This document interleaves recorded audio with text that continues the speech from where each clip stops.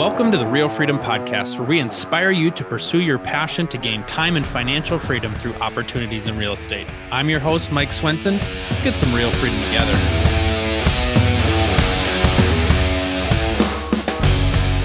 All right, welcome everybody to another episode of the Real Freedom Podcast. And today I've got Al Jones here, and Al is known as Mr. Perfect, or at least that's the nickname I've given him. Mr. Perfect, 850 FICO credit score. Yeah, baby. And the cool thing about Al is it wasn't always that way. And you've had a journey, with credit and building your credit score back up. And so, we talk a lot about financial freedom, and we talk a lot about having good principles that we can use going forward. And Al, you're a great guest to be able to share your wisdom and experience with that. In addition to having a perfect credit score, Al's got a book out, My Journey from Bad to Excellent Credit. And so you kind of share some great principles in that book. And then you also are a game designer. And so we'll dig into that a little bit later. So Al, why don't you just take a minute or two and share a little bit more about yourself and your story? Thank you, Mike, for having me. Thank you for having me. Again, I'm Al Jones, a personal finance author and game developer. I'm a current resident and native of Phoenix, Arizona. After years of making poor financial decisions and thinking it was the norm, I decided to take action, make a change in my life, and document the process along the way. I'm here now with a perfect 850 FICO score, and I'm ready to share my story with you and your listeners. Awesome. Well, thanks so much, Al. So why don't we just go ahead and kind of dive right in? So talk a little bit about, because I know, your story with your credit, and that actually goes back to when you were a young kid. And when you were at home and you were getting phone calls from credit card companies and whatnot. So why don't you just start right there, and we'll kind of talk about the journey up to today. Back in the 70s, we'll say late 1970s, I was in junior high. And around that time, what was happening was I noticed an influx of calls from collection agencies. And the collection agencies back then, I don't know if they've improved their practices, but they were really brutal back then. And what they would do is they would call at crazy hours, 8 o'clock, 9 o'clock or so at night. And most of the time I was at home alone. Mom was working multiple jobs. Sister was out doing her thing. Brother was out riding bikes, BMX bikes and whatnot with his friends. So I was the one that was fielding calls. Mom and dad had divorced years back. So again, I was at home a lot and answering the phones. Bill collectors were calling saying, hey, you need to tell your mom she needs to pay tomorrow. I mean, they were just brutal. So what I should quick say for those younger listeners that may not know, this is before answering machines, right? And before we had these things where it said scam likely on our phone or unknown caller caller ID. So you're calling, you don't know if it's your buddy down the street, it could be your aunt, it could be anybody else. Yep. So you answer the phone because you didn't know who it was that was calling. Right. So I pick up the phone. It was the AT&T slim line, the one that were hanging on the wall. So anyway, pick up the phone. Hey, this is Mr. Smith. I'm here to call. I'm calling for, Mildred Jones. Like, oh no. I'm thinking to myself, oh no, bill collector again. So didn't hang up. That would be a bad thing to do. So I pick up the phone, take down the message, and I had a notepad that had areas where I could actually take notes that they would call, drill in my ear on what she needed to do. I would take copious notes for them. And granted, I'm a little kid, taking little notes. And they would drill in my ear. I'd take the notes. I'd hang up the phone after telling the bill collection agency that I would relay the message to my mother. Mom gets home later on that night. Mom, here's a list of all the people that caused you. This is how much you owe. This is when they're expecting to pay, receive payment. Well, I can't pay this. I can't pay at this time. Well, can you pay? What can you pay? Mm-hmm. So it got to the point to where I was negotiating settlements for my mother as a little kid. And she would say, okay, well, if they call back, tell them I can pay XYZ and I can pay at this time. All right. So next day goes on, phone would ring again, about the same time. I pick up the phone. Hi, Mr. Smith. This is Al Jones. And I did relay your message to my mother and she will pay you on day X at this amount. Is this okay? I was real polite, wasn't rude to them. And it got to a point to where after they started realizing that I was being a responsible young man, and they started to go easy on me. And I was negotiating settlements. Okay, well, we agree that she will pay X amount. Tell your mother this. Yes, sir. Yes, sir. I will make sure we'll tell her. Then the phone calls started, the rude calls started to eventually go away. She started making her payments and so on. Fast forward, years later, I picked up the same pattern. I saw it was a bad thing to do, but I'm thinking, hey, this is a norm. It's supposed to be like this. People are supposed to be calling you. And you get a credit card for college and you just spend it. You take your friends out to pizza and you just keep spending. And eventually that stuff starts catching up with you. So fast forward years later, after multiple divorces, multiple bouts of identity theft, I said, this is insane. This is absolutely insane. Al, come on.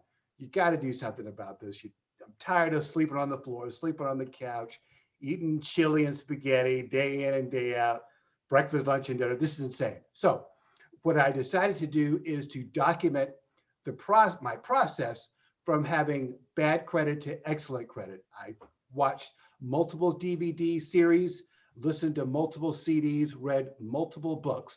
And Mike, what was happening was I would read the books, listen to the CDs, watch the DVDs, and the majority of them that were out there, the books were hundreds of pages in length.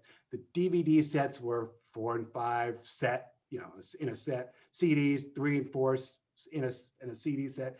And my brain at the time could only soak in a chapter in length. Mm-hmm. So I said, all right, if I'm going to do this, my brain can only handle about a chapter in length. Surely someone else is in the same boat. So the first book that I wrote was a chapter in length, and the new book that I've got out now that we're talking about is a chapter in length also. But the first one, that was a chapter in length, about 50 some odd pages, that was very technical. Call this phone number, write this specific paragraph in a letter, go to this link. It was too technical. And what happens is when you do something like that, after the book is printed, well, if the website goes down, if they change their number, it's irrelevant. So yep. I shifted gears and decided to write a more narrative book. And that's what I've got now. My journey from bad to excellent credit is more of a narrative. In addition, I've incorporated a workbook element to where you read a chapter in there and you can kind of take notes. So if you want to share your experience with someone, you can make your notes and then pass it on to somebody else. So here I am with an 850 FICO. So let's kind of dig back in a little bit. So for people that maybe haven't had the credit experiences in the past, or they've had bad credit, just talk about like what do you lose out on by having the bad credit? Like, what was that like for you? Some people that maybe haven't struggled with that, they're like, oh, I just go get a loan and I get approved and I'm good to go. So talk a little bit about the struggle of trying to work through that for those folks that haven't experienced, or maybe they're too young to experience, or they just haven't yet fallen into that trap. Share about that a little bit. What was that like for you? Not having good credit, you lose out on options. In a previous broadcast you talked about what is freedom. To me, freedom is options, the ability to exercise your options. If you don't have good credit, you walk into a store and you kind of look around and say, wow, I would like to buy this, I could buy that. And they generate a hard inquiry on your credit. And they kind of look at you and laugh like, go away, you can't do it. So it's all about, for me, it's about options. So having excellent credit and my freedom and being able to have those options, it reminded me of a few weeks ago. I was in one of the local shopping malls, kind of walking around, waiting for my iPhone to get a new battery. Yep. And I was walking around the mall And Mike, I was walking into multiple stores, just kind of, doing some window shopping, waiting for the battery to be installed. And the feeling of walking into every store and knowing I can buy this, and that if I wanted to. Yep.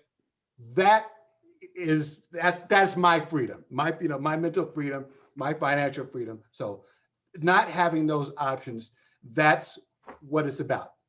Mm-hmm. Yeah, and if you think about it, I mean, obviously I'm in the real estate industry, and we talk about, getting approved to buy a house. I know it's the same way, with buying a car. We just kind of think about a couple of those big ticket items. Your credit score impacts the rate at which you get approved for stuff, which is ultimately going to affect your payment. So it's kind of like, Correct. You talk about like the rich getting richer and the poor getting poorer. In some regards, the opportunity on a loan is if you're rich in the sense of you have a great credit score, you've shown that you've been able to manage your money, make your payments, and that you don't have too much credit out there. They're going to give you a better rate, which helps you to save more money. And if you continue to pay it off, so it's kind of like they're giving you a line to be able to kind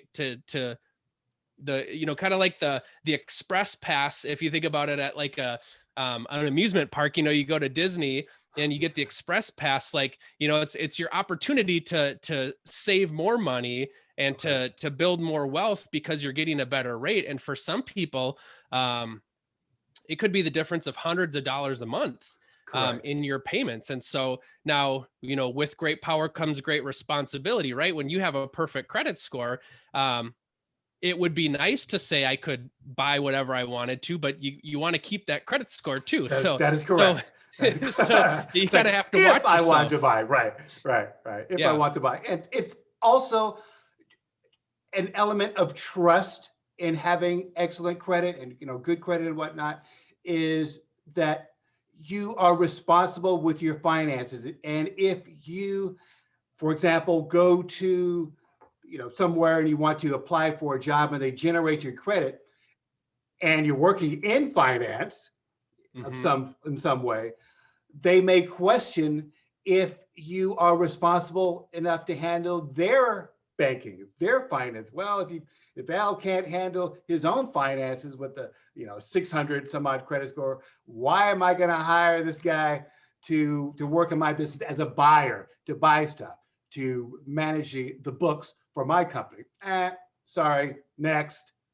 Right. Because in some regards, you're managing some sort of financial responsibility. Right. If it's not directly making financial decisions, you're still financially responsible for something in the company that you're working for.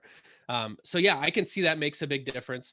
Too, for those people that maybe don't understand, what goes into a credit score, it's also how many lines of credit you have out there.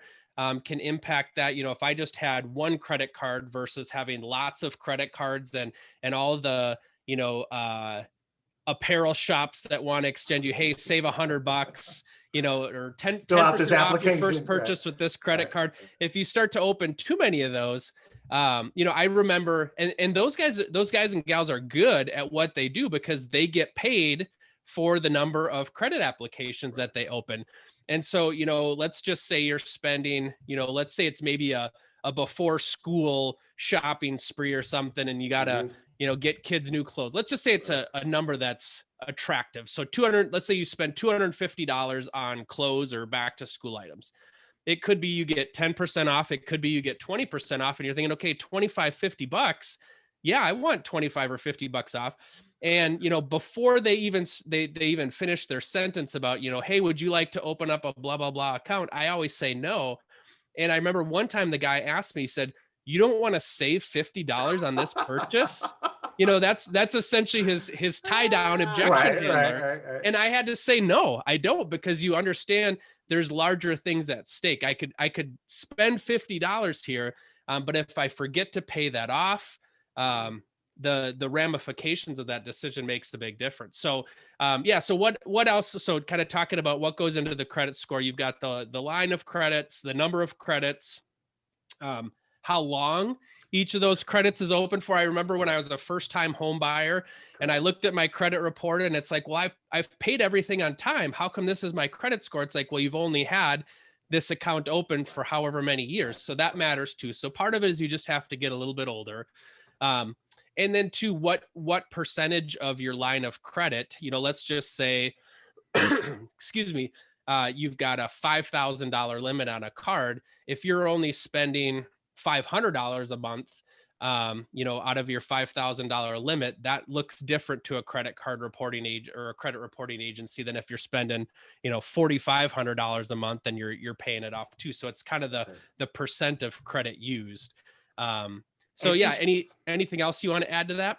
Each one of the credit, and going back to your story about the school, that reminded me of when I was applying for actually taking classes at one of the local universities. They had this long table out there, and you're registering for class. They've got the long tables. You got Citibank, Discover back then. And of course, along the same line, surely you want to fill out this credit card. We give you a toaster. We give you a T-shirt.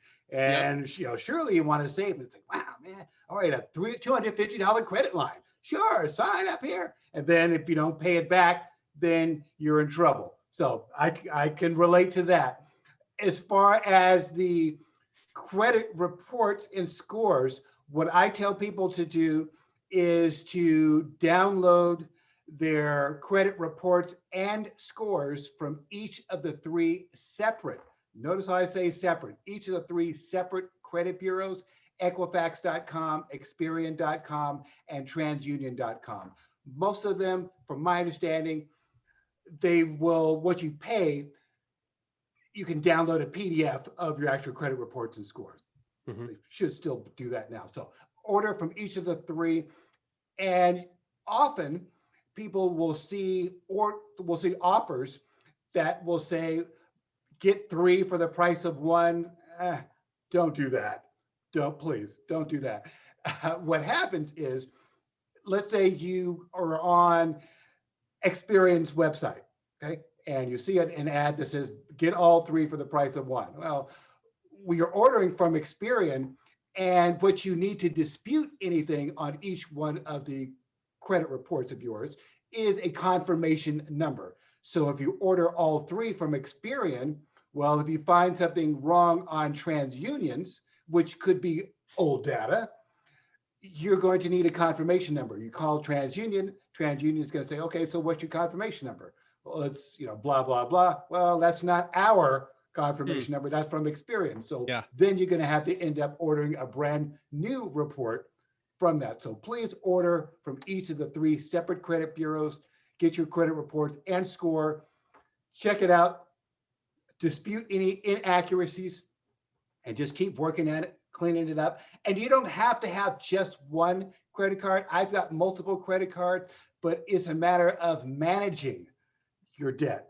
And I say debt is like a report card. It's based on trust. It's a report card on how you manage your credit.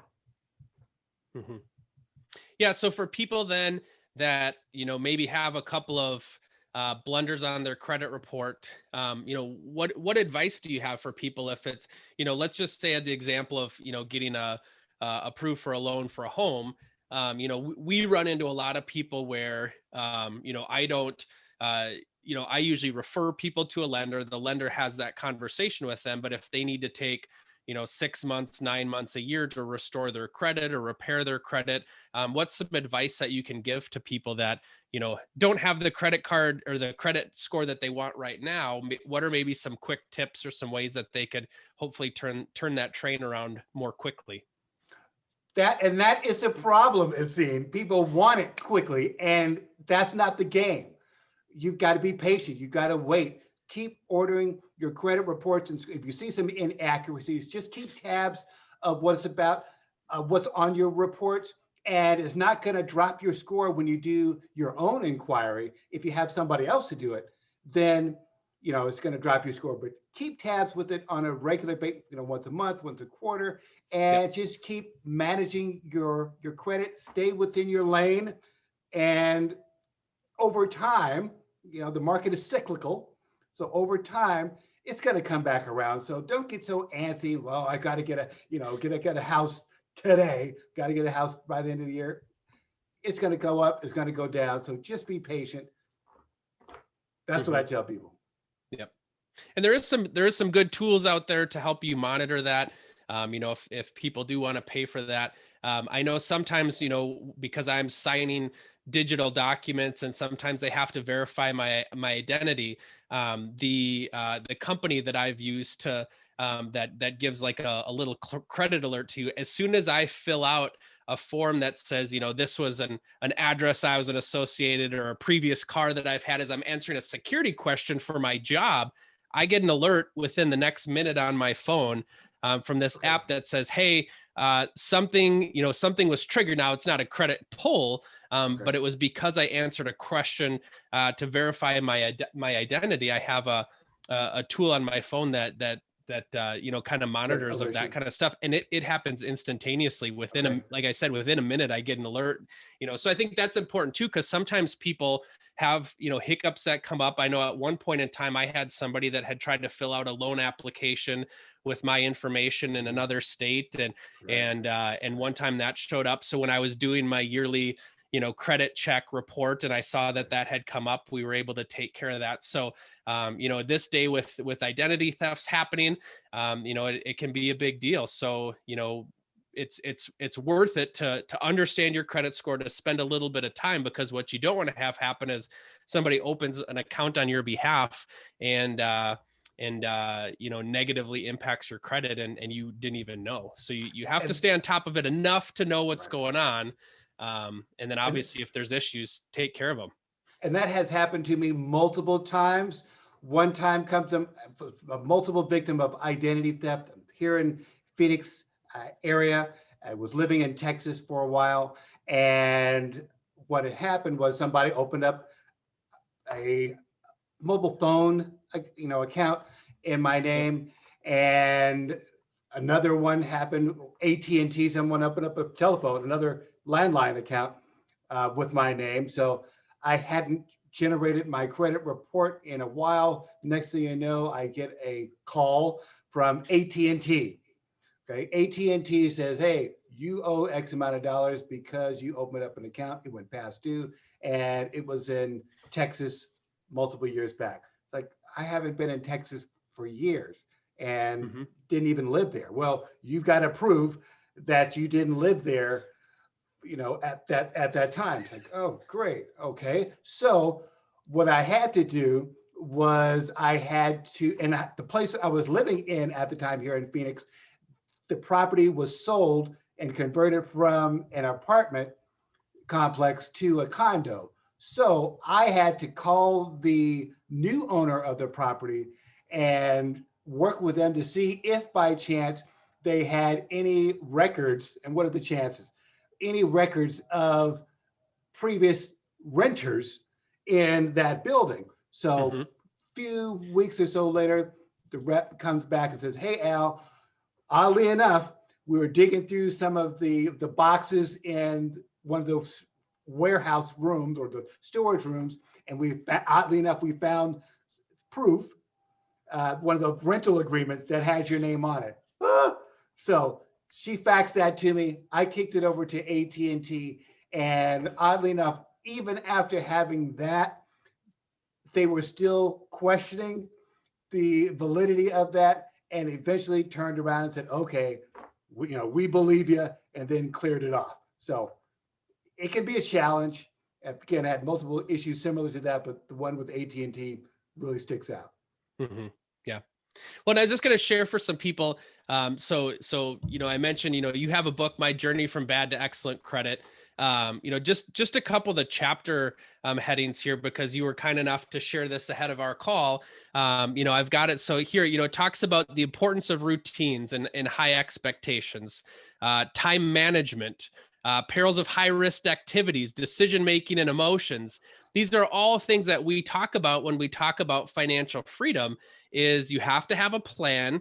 You have to, take the time to make the plan, execute the plan, and then stay disciplined with your plan, because just like building financial freedom, building wealth, gaining that, it's the same type of philosophy for getting out of credit. Because if you start to put some good pluses on the board, and then all of a sudden you're like, hey, I really want that, and you buy it and you find out you can't really afford it, and then you can't make some of your payments on it, it takes you right back to where you before. So I think just, with a lot of these great things, you have to have discipline. You have to be able to manage your emotions, make great decisions, and ultimately build great habits. Because you could be good for a year or two or three, but once again, me being in real estate, you buy a new house, now it's all of a sudden, I want a new couch, I need new furniture, I want to maybe get a boat. And now all of a sudden people, you've had such a good run up to where you're at, now you've put yourself in the hole. So that that can happen. You've got to stay sharp. Just because you have an 850 credit score now doesn't mean you couldn't have less than that in the future. That's correct. That's correct. We're talking about building wealth, gaining financial freedom, and part of that is getting a chance to do what you love. And I know one of the things that you've been working on is you've got a game that you've created. Why don't you just take a couple minutes and chat about that, so we can kind of hear about your passions here moving forward, and what you like to do. What I created is a song lyrics trivia word game called Lyrics Guru. And Lyrics Guru is available on the app, is available on Google Play, is available on the App Store. We've got a playing card version of the game, as well as a game wheel, kind of like a Wheel of Fortune, kind of big game wheel. So Lyrics Guru, how you play it, what you do is you try to guess the correct word found within the lyrics of the song. For example, in the app, you download the app and we give you a list of categories. Rock and roll, for example. Then we give you a song title, Blue Suede Shoes, an old Elvis song. Then we give you a list of 4 words. And what the player has to do is they have to guess which one of the 4 words is found within the lyrics of the song. So if you would guess step, don't step on my blue suede shoes, it's the word step is in the song lyrics, then you get that correct. The object is to get 8 correct in a category, and then you've got to get 8 categories completed, then you're the lyrics guru. So that's awesome. Summary, that's how you play the game. So let's talk a little bit, because we like to cover entrepreneurs that come up with different ideas and talk about how that came to be. How do you go from having an idea like that to all of a sudden now you've got an app on the phone? Talk about that process a little bit of idea to fruition. I know I'd heard previously that you had also been on Shark Tank, or had attempted to be on Shark Tank, but just talk about the process of taking an idea to fruition, because I think it's helpful to inspire all the entrepreneurs that that like to listen to this podcast. I say it all started when I was a child. My father had a very diverse music collection, LPs, and I was at home a lot alone. So I would open up the LPs and I would read the lyrics and the stories. A lot of the songs from the 70s had stories and stuff. So I would really enjoy reading the stories, reading the lyrics. And fast forward, what I wanted to do was share my love of music, words, and song lyrics with the masses. So fast forward, I decided, I'm going to create an app. I thought it would be kind of cool. That's when apps, really started kicking off. I'm going to go ahead and create an app for that to share my love. So what I did is I charted my game logic using Visio, PowerPoint, a lot of if and then. So if you click this button, where would it go? What would it do? So I charted it out. Then I submitted requests for proposals to various coding companies here in the US and in India. Wound up finding a great company that I'm currently using now, and we're working together to do the hard coding for the app. So it got them to work with me to develop initially the Android version of the app. Then we developed the iOS version of the app, got that going and out there, did some videos, teaser videos and whatnot. After that was going, then I was at a local event that was dedicated to those with disabilities. We already had the app going, things were going good. Then after the event was over, someone tapped me on my shoulder after they heard about the app and they said, "Hey, Al, when are you going to create something for those with disabilities?" Oh, one of those aha moments, like, oh. So I thought, wow, okay. So go back to the drawing board with the team and said, all right, we've got to create something for those with some sort of disability. So we needed to create a playing card version to keep the trademark going. And we created a playing card version of the game, which you'll also see on the website, lyricsguru.mobi. You'll see a playing card version of the game. And that playing card version of the game is or was initially designed for those that have visual challenges, those that are colorblind. So we created a playing card version of the game for those that are colorblind, and we further marketed it to senior citizens for cognitive rehabilitation therapy. So when they play the game, they'll see, rock and roll, blue suede shoes, and they'll think about, wow, I danced to that song at a sock hop, kind of thing. So it helps them with their memory. Fast forward. I was gonna say, I'll quick add to that. My grandmother had dementia, and and I've heard this too about other folks that there's so many things that they forget through life, whether it's remembering people's names, remembering people, relatives, that sort of thing. But they always seem to remember songs and lyrics, right? And so that stuff really does matter. It's not just like, hey, this would be nice if, but that's really important. Because you can still hum a tune, and it's so funny because every now and then, as my kids are watching something on YouTube, and I'll see where it shows suggested episodes, and my phone has a innate sense to know what I like, and so it might have a song from 20 years ago that I like listening to. And every now and then I'll click on it, and it's like those lyrics come right back to me. It's like I maybe haven't heard a song in 20 years, but because I listened to it so much when I was a kid or so much when I was a teenager, it was like the next day, and so that stuff's awesome. So I love that. The other thing we did is fast forward after the playing card, we got that rolling. And what we did with the playing cards, we found local organizations that assist those with visual challenges. So we got their input, and then we've used those groups as beta testers. We got the retail version out. So that's out now, again, for those with having colorblind, as well as with the seniors for cognitive rehab. Then fast forward, we received an opportunity to go to a casting call for Shark Tank. That was in Palm Springs. So I got the wheel, and the giant wheel, it has a Wheel of Fortune kind of look to it. You spin the wheel, it lands on a category, blue suede shoes. Then the host would give the person the song title and the word list. And if they get it right, then they get the panel. So it's just similar to Wheel of Fortune thing. So anyway, we're Palm Springs. And what happened was, while standing in line, I'm behind the group that is with the product Buttercloth.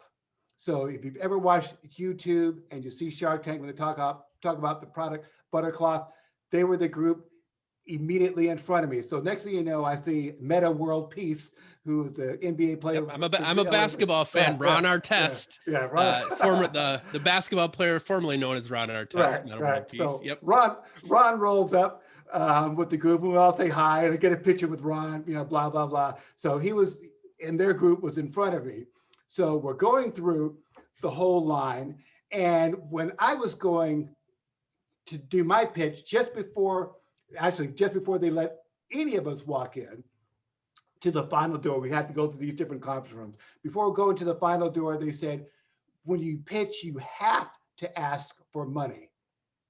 Really? I didn't need the money. What I had wanted to do was work with Mr. Wonderful. So if you ever watch Shark Tank, and if you're watching Mr. Wonderful, still want to do that licensing deal with you. So what I had wanted to do was a licensing deal with Mr. Wonderful. I didn't need the money, and I was strictly wanted to do a licensing deal. And I wanted to license the Lyrics Guru brand so the television production companies could create a Lyrics Guru game show.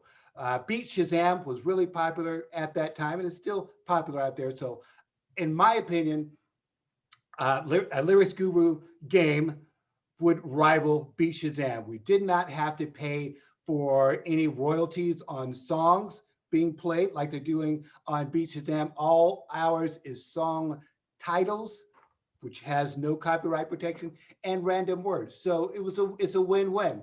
But they wanted people to ask for money. So before I walked through the door, it's like, okay, what am I going to ask for? I don't need the money. Oh, okay, I'll ask for 5,000. Really? You're going to walk into Shark Tank and ask him for 5 Gs? No. All right. And this is all in a matter of 2 minutes. So then I said, all right, how about 50,000? No, not 50,000. You can do a second mortgage on your home for 50 Gs. Then I said, all right, 500,000. I'll use it for marketing. But hey, they didn't take the deal. So, hey, I'm still here. So if you got some connections in the TV production company and you want to do a licensing deal, hey, let's talk. So here I am. Awesome. Well, it's fun to see you, think about, just in this short time together, your upbringing where you're answering calls from creditors and now all of a sudden you're able to fast forward and have a perfect credit score and be able to do fun things like this and to be able to give back to others as well, like you mentioned with, the other opportunities, the other offshoots of your app. So that's awesome. So that's, being able to be responsible, build good habits and experience some of the joys on the other side of that. So, hey, Mike. Yeah. And at age 55 on December 29th, that is when I'm going to retire from the government gig that I've got now doing IT, retiring at age 55, turn 29, I wish, turn 55 on December 29th and then retire on the 30th and just walk. And that's a good feeling. So I'm looking forward to that too. Awesome. Well, congratulations on that. And thanks so much for coming on and sharing your story. For people that want to get a hold of you, I know we mentioned your book as well, but where can folks find you and where can folks get a hold of you and learn more about your game as well? Check out the game that is available on Android for Google Play, as well as iOS on the App Store. And when you do your search Lyrics Guru app, APP, 3 separate words. That'll help you find it a lot easier. So that's where you can find the game. You can also check out more information on the game at www.lyricsguru.mobi. If you want to track me down personally, feel free to send me a friend request on Facebook, facebook.com/Alton, A-L-T as in Tom, O-N, .J. Jones, Jones. So you can find me there. Instagram and Twitter. Track me down on the handle Light, L-I-G-H-T, Eyes, E-Y-E-S, Media, M-E-D-I-A. I'm easy to find. Fantastic. Well, thanks so much for coming on, Al. We really appreciate it. My pleasure.